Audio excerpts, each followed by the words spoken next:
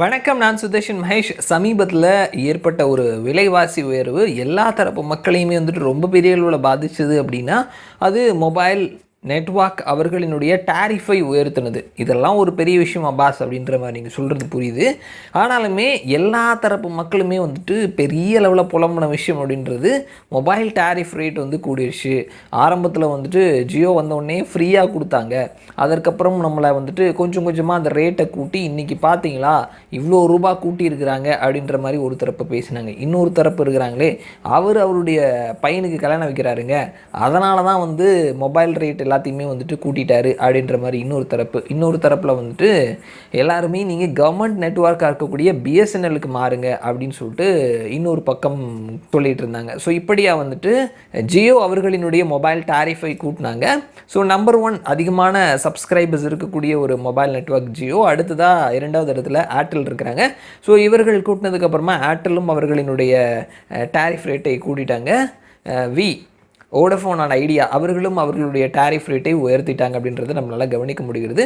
5G network அதற்கு அவங்க பெரிய அளவில் இன்வெஸ்ட்மெண்ட் பண்ண போகிறாங்க அப்படின்றதுனால தான் இந்த டாரிஃப் ரேட் உயர்த்தப்பட்டிருக்குது அப்படின்றத நம்மளால் கவனிக்க முடிகிறது. இந்த நேரத்தில் நிறைய பேரினுடைய அந்த கேம்பெயின் நீங்கள் ப்ரைவேட்டில் இவ்வளோ பெரிய ரீசார்ஜ் பண்ணி நீங்கள் இப்படிலாம் போவேனா, இதற்கு ரொம்ப ரொம்ப கம்மியான ரேட்டில் நிறைய பிளான்ஸ்லாம் பிஎஸ்என்எல் வச்சுருக்கிறாங்க, நீங்கள் பிஎஸ்என்எலுக்கு போங்க அப்படின்னு சொல்லிட்டு பல பிரச்சாரங்கள் நடந்தது.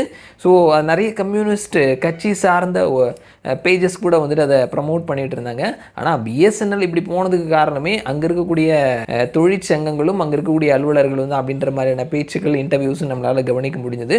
இது இப்படி போயிட்டுருக்க பிஎஸ்என்எல் எவ்வளோ கம்மியான டாரிஃப் கொடுத்துருந்தாலும் அவர்கள் இப்போ தான் 4Gக்கே நகர்றாங்க அப்படின்றத கவனிக்க முடிகிறது.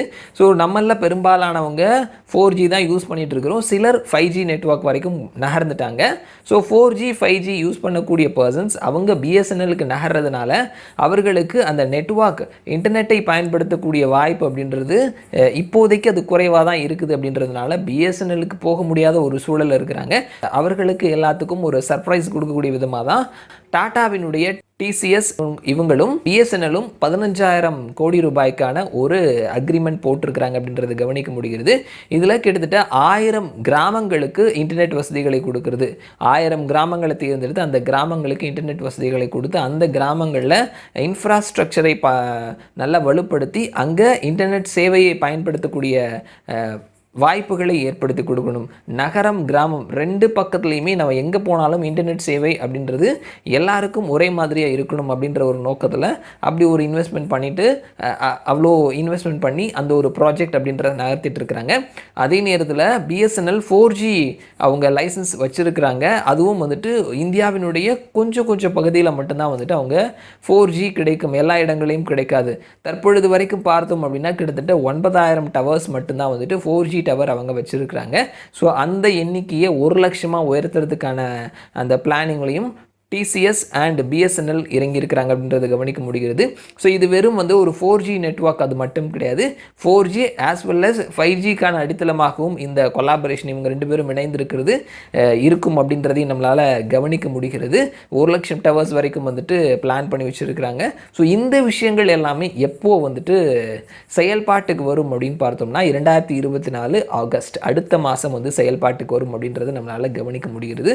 ஸோ எல்லாருமே பிஎஸ்என்எல் மாறுங்க அப்படின்னு சொல்லும் பொழுதும் பிஎஸ்என்எல்ல டாரிஃப் கம்மியாக இருக்குது அப்படின்னு சொல்லும் பொழுதும் எல்லாருமே சொன்ன விஷயம் என்ன அப்படின்னா பிஎஸ்என்எல்ல நெட்டு கம்மியாக தான் இருக்கும் அப்படின்ற ஒரு குற்றச்சாட்டை சொல்லியிருந்தாங்க.